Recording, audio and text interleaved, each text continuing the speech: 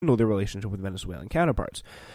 In particular, it may mean that Venezuela's diplomatic presence in Washington would need to change because the accredited diplomats would no longer represent the recognized government. So they just have random people. So they're pretty much the U.S. has the power to turn its head away from the actual president of Venezuela, who has a lot of power, and pretty much just go say, yeah, we don't buy that. You're not it. Sorry. So apparently the longest unrecognized government was actually control in communist China. So that's a little bit of a fun fact in the 1970s. All right. Finally, to the people before we go here, the Post Jason Rezaian previewing an excerpt from his book The Prisoner, which will be published on January 22nd, describes his first terrifying hours in Iranian custody, followed by 18 months spent in Iran's Evin prison. So that's his first little bit in custody. So that's pretty cool. He's going to have his stuff come out. He's going to have his book published on January 22nd, so that's very interesting. In an excerpt released on Wednesday that quickly bounced its way through the text threads of administration officials and reporters around Washington from Trump team aide Cliff Sims, he released an excerpt from his upcoming book, Team of Vipers, My 500 Extraordinary Days in the Trump Administration, and Vanity Fair. In the piece, Sims recalls the leaking, the gossiping, and infighting that made Kellyanne Conway such a formidable player in the White House. Sims writes that Conway asked him to draft her a statement for her in response to claims that Morning Joe host Mika Brzezinski and Joe Scarborough that Kellyanne was two-faced when it came to Donald Trump.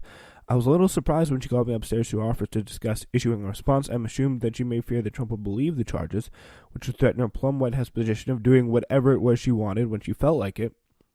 I had not brought her, my work laptop upstairs with me when she called, so Kellyanne Conway pointed to her personal MacBook sitting in the conference of the other side of the room for Sims to use. Over the course of 20 minutes or so, she was having simultaneous conversations with no fewer than half a dozen reporters, most of them from outlets the White House frequently trashed for publishing fake news. Journalists from the New York Times, Washington Post, CNN, Politico, Bloomberg were all popping up on the screen, and those were in policy conversation to attempt to fend off attacks on the president. As I sat there trying to type, she bashed Jared Kushner, Ryan Priebus, Steve Bannon, and Sean Spicer all by name. Wow. Conway obviously disputed Sims' claims to power up, saying, quote, "If I was a big leaker, I'd probably get much better press." Sims talks of May 2017 as kind of May 2017 as kind of a body guy in the office. The gentleman did not start until September 2017. A source close to Conway texted in response to Vanity Fair article, she'd probably blow up the White House in 2 or 3 tweets. People would have to run for cover. So that's interesting. All right, finally, I promise, last piece of news here today. Michael Cohen, Trump's former lawyer and fixer, indefinitely postponed his congressional testimony set for February 7th due to alleged verbal attacks from Trump.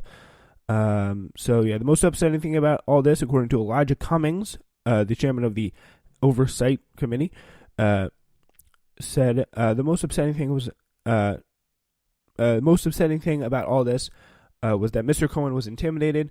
Not only was he intimidated, he believes his family has also been intimidated and threatened. Trump responded, though, by telling reporters that at the White House that Cohen has only ever been threatened by the truth. Boom. So finally, you get one opportunity to get a good first impression, and Cohen wants to make sure it's going to happen. The economy under the current government shutdown could be on pace for 0% growth in this next quarter. Think about that. Let that sink in.